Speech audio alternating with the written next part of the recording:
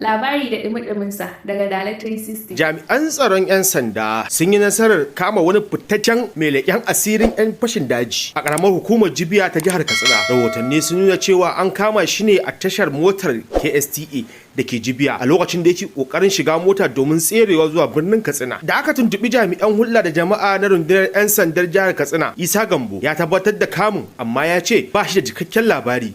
Gaskiya ne na ji labarin, amma ba ni da cikakken labari, in ji kakakin 'yan sandan. Ana zargin matashin na ɗaya daga cikin waɗanda suke bawa 'yan fashin dajin bayanan sirri, yanda ko a jiya 'yan fashin sun tara hanyar Katsina zuwa Jiya, inda suka kashe mutum ɗaya sannan suka garkuwa da fasinjoji masu ɗimbin yawa. Allah dai ya kawo mana ƙarshen wannan masifa. Da haka kuma kamo ƙarshen shirin namu na yau. Idan yau ne farkon zuwa ku da 360, kar ku manta ku taimaka ku danna mana subscribe, sannan ku danna ƙarar sanarwa domin samun sanarwa a duk sanda muka saki sabon bidiyo. Jazakumullah, sai mun sake haɗuwa a wani shiri na gaba.